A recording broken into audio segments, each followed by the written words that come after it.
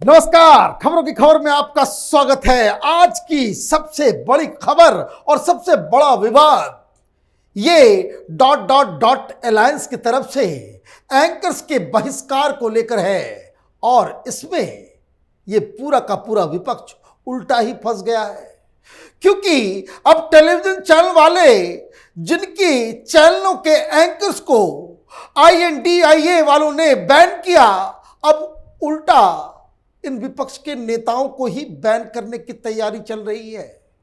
तमाम पत्रकार संगठन की तरफ से ये जो कदम उठाया गया विपक्ष की तरफ से वो निंदनीय है, घटिया है, तरह तरह की चीजें बताई जा रही है। लेकिन सवाल तो कांग्रेस पार्टी से है, जिसने ये जबरदस्ती, ये रेजोल्यूशन, ये फैसला करवाया कि इन एंकर्स को बैन किया जाए। भाई क्यों बैन किया जाए? यही लोग हैं जो लोग कहते हैं कि हम नफरत के बाजार में मोहब्बत की दुकान खोल रहे हैं और नफरत जहनियत में ऐसी कि आप किसी कड़े सवाल पूछने वाले टीवी एंकर्स के सामने उपस्थित नहीं होना चाहते। इस देश में बच्चा बच्चा जानता है कि कांग्रेस पार्टी का कोई प्रवक्ता किसी भी टीवी चैनल पे पहुंचता है, सबसे पहली चीज वो करता है कि एंकर्स को ही गालियां देना शुरू कर देता है। ऐसा राहुल गांधी ने अपने तमाम प्रवक्ताओं को ट्रेनिंग दिलवाई है कि जब वाद विवाद ना कर सको तो टेलीविजन चैनल को गाली देना शुरू कर दो, महिला पत्रकारों को गाली देना शुरू कर दो, किसी को दलाल बोल दो, किसी को कुछ बोल दो, किसी को एजेंट बता दो, किसी को भक्त बता दो। तो ये तो कांग्रेस पार्टी की परिपाटी रही। पिछले 9 सालों से इसने कई ऑलरेडी चैनल्स और एंकर्स को बैन कर रखा था। ये तो फॉर्मल तरीका कि भाई हम बैन कर रहे हैं, हमसे कड़े सवाल पूछे जाते हैं, तो बाकी विपक्ष के नेताओं को भी, पार्टियों को भी ऐसा ही करना चाहिए। उनके यहां प्रवक्ता मत भेजो। अब क्या दिक्कत है इन लोगों से? ये पवन खेड़ा ये बहुत लंबी चौड़ी बातें कर रहे थे कि 5 बजे दुकान खुल जाती है नफरत की। अच्छा, नफरत की दुकान खुल जाती है तो वहां जाकर के अपने आप को डिफेंड क्यों नहीं करते? क्या चाहते हो? देश का पत्रकार आर्टिकल 370 आए तो वो कहे कि पाकिस्तान से बात करो। कोई टेररिस्ट मारा जाए तो हम उसके ह्यूमन राइट्स के बारे में बातचीत करना शुरू कर दें, हम सेपरेटिस्ट के साथ खड़े हो जाएं, हम नक्सलियों के साथ खड़े हो जाएं। आप क्या चाहते हो कि भारत तेरे टुकड़े होंगे इंशाअल्लाह इंशाअल्लाह करने वालों के साथ खड़े हो जाए तो पत्रकारिता है? चोरों के साथ खड़े हो जाओ तो पत्रकारिता है? यह CEA के नाम पे शाहीन बाग में सुप्रीम कोर्ट के आदेश का नग्न उल्लंघन हो, आप साथ खड़े हो जाओ इन PFI वालों के साथ, तो आप पत्रकार हो। वो नफरत की दुकान नहीं है। ये जो कन्हैया लाल की वो जो गर्दन काटा गया, सर तन से जुदा किया गया, आप उस पर सवाल उठाओ तो आप पत्रकार नहीं हो, नफरत की दुकान है। हिंदू धर्म के ऊपर गाली लगाओ, हिंदू धर्म को बेइज्जत करो, हिंदू प्रतीक चिन्हों के ऊपर आप कटाक्ष करो तो आप पत्रकार हो। आप कोयला घोटाले के बारे में बताओ तो आप पत्रकार नहीं हो। आप UPA के दौरान किए गए 20 लाख करोड़ रुपए घोटाले जो इन लोगों ने अपने जेबों में भरे हैं, तो उस पर आप सवाल उठाओ तो आप पत्रकार नहीं हो। ये कहां से आपने ये ज्ञान अर्जित किया है? और हां, वो जमाना नहीं है। दिक्कत कांग्रेस पार्टी को यह है कि पहले के जमाने में ये टीवी चैनलों और अखबार के मालिकों को कह देते थे कि सोनिया गांधी के ऊपर सवाल मत करा करना। यह सवाल कोई नहीं उठाएगा कि 2008 में चीन की कम्युनिस्ट पार्टी के साथ क्या MOU साइन किया गया। अगर सवाल उठाओगे तो तुम पत्रकार नहीं हो। यह बताओ भाई, कांग्रेस पार्टी के, गांधी परिवार के ये जो private NGO Rajiv Gandhi foundation, उसमें अगर चाइनीज पैसे दे रहे हैं, टेररिस्ट जाकिर नाइक जैसा व्यक्ति अगर उसमें लाखों रुपए पैसे लगा रहा है तो सवाल पूछे नहीं जाएंगे। और ये सवाल पूछे जाएंगे तो ये मोहब्बत की दुकान में नफरत का सामान, ये तमाशा आप करना शुरू कर दोगे। राहुल गांधी देश के बाहर जाकर के देश को गालियां दे, उस पर सवाल नहीं खड़ा करो तो आप पत्रकार नहीं, आप बीजेपी के एजेंट बन गए। तो आपने अपने ही पैर पे कुल्हाड़ी मांगा। कांग्रेस पार्टी राजनीति का एबीसीडी भूल चुकी है। मीडिया तो किसी भी राजनेता और पॉलिटिकल पार्टी का ऑक्सीजन है। तुमने खुद ही अपने गले को चोक किया है।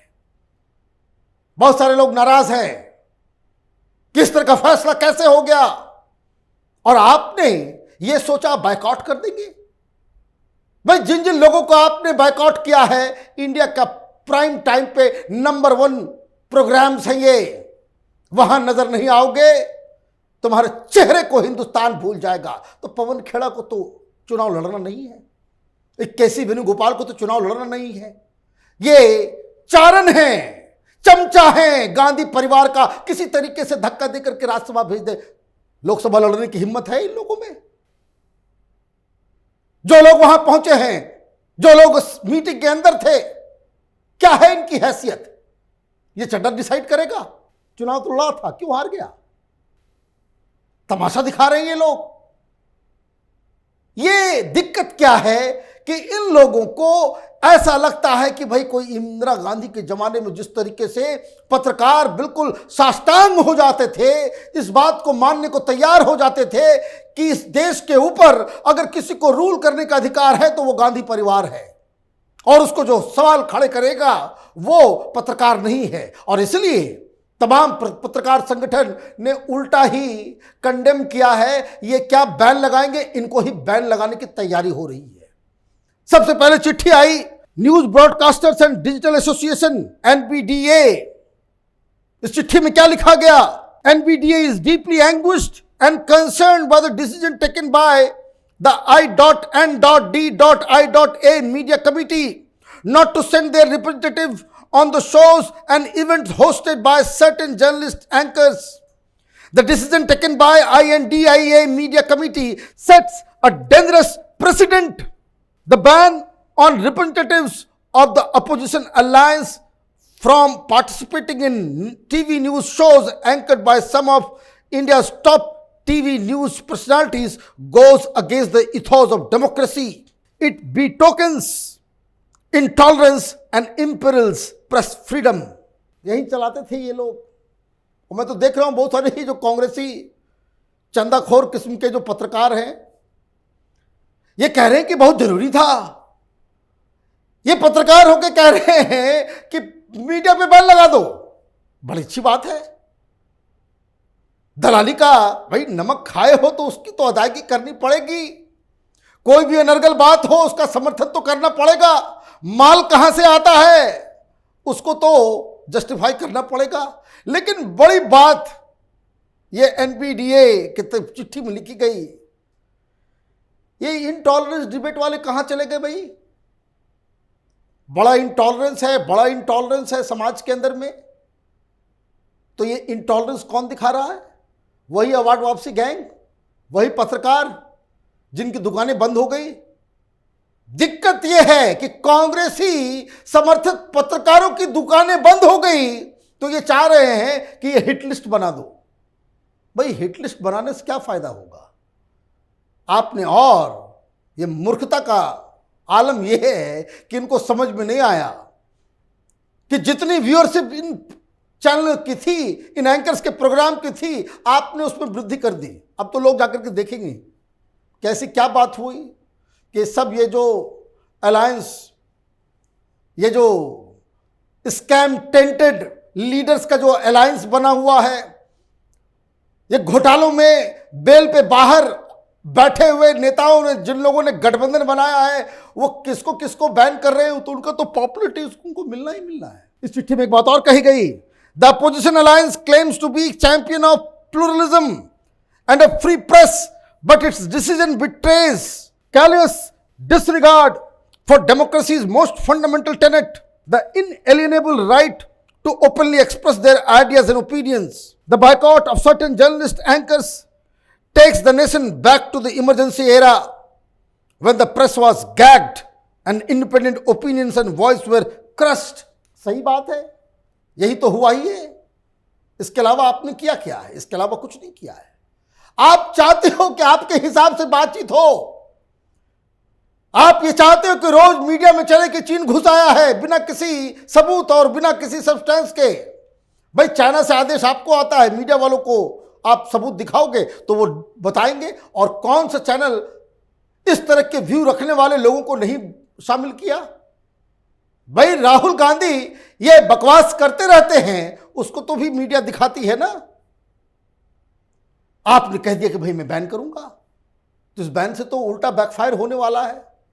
अभी गठबंधन बना नहीं, सीट शेयरिंग के फॉर्मूला के ऊपर कोई तय हुआ नहीं, अभी तक यह भी तय नहीं कि कौन किसके साथ मिलकर चुनाव लड़ेगा, किन राज्यों में ये लोग गठबंधन रहेंगे, किन राज्यों में गठबंधन नहीं रहेगा। फरमान निकाल दिया। इतनी घृणा, इतना अपसेट।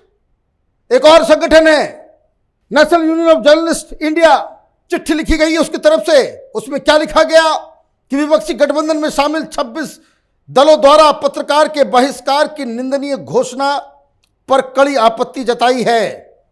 विपक्षी दलों द्वारा उठाया गया यह कदम भारत के लोकतांत्रिक इतिहास में मीडिया के ऊपर दमन का सबसे काला अध्याय है। नेशनल यूनियन ऑफ जर्नलिस्ट की तरफ से जारी नोट में कहा गया कि विपक्षी गठबंधन में शामिल दलों ने मीडिया का भी राजनीतिकरण कर दिया है। यह सर्वथा अनुचित और अस्वीकार्य है। एनयूजेआई का मानना है कि विपक्षी गठबंधन में शामिल 26 दलों ने पत्रकारों का बहिष्कार कर भारत के महान लोकतंत्र को शर्मसार किया। साथ ही इन दलों ने लोकतंत्र के चौथे स्तंभ मीडिया को भी कमजोर करने की साजिश रची है। ऐसा प्रतीत होता है कि ये टीवी डिबेट्स में सार्थक बहस से भाग रहे हैं। साथ ही ऐसा लगता है कि विपक्षी दल मीडिया को अपने हिसाब से हाँकना चाहते हैं। दो बड़े बड़े पत्रकारों का संगठन, उसके तरफ से कंडेमनेशन आ गया और यह भी बताया जा रहा है कि कोई मीटिंग होने वाली है आगे, जिनमें इन पार्टियों के खिलाफ भाई अखबार छापना बंद कर देगा, टीवी पे आपके लिए रिपोर्टिंग बंद हो जाएगी, राहुल गांधी को टीवी पर नहीं दिखाया जाएगा। तब क्या कर लोगे? तब क्या कर लोगे जब आपने पूरी तरीके से राजनीतिकरण ही कर दिया है? केजरीवाल तो छटपटा जाएगा अगर केजरीवाल को टीवी पर नहीं दिखाया गया तो ये तमाम तरह की चीजें जो हो रही है, ये बता रहा है कि किस तरीके से ये जो डॉटेड अलायंस है, ये अंदर खाने कितना अंडर कॉन्फिडेंट है कि ये मसला मीडिया के जरिए आपको इस्तेमाल करना चाहिए। मीडिया का आपको इस्तेमाल करने का अकल नहीं है तो इसमें किसका दोष है? इसमें किसका दोष है? भाई इसी मीडिया में चमक रहा है केजरीवाल, कुछ भी करता है वो सामने आ जाता है। ममता बनर्जी चमकती हैं, कई सारे लोग चमक रहे हैं, तो उनके लिए तो कोई दिक्कत नहीं है। दिक्कत यह है कि राहुल गांधी जो उल्टा पुल्टा करते हैं, कांग्रेस पार्टी उसको डिफेंड करने के लायक नहीं बचती है। और जब उनका मखौल उड़ाया जाता है, ये बहुत सुना है कि 500-600 करोड़ रुपए देकर इमेज बिल्डिंग एक्सरसाइज चल रहा है राहुल गांधी को लेकर, लेकिन मीडिया में आकर के ये फंस जाते हैं। वही दिखाया जाता है जहां उनसे कोई गड़बड़ियां होती है, बोलने में कोई चूक हो जाती है। तो दिक्कत आपके साथ है, इन पत्रकारों के साथ नहीं है।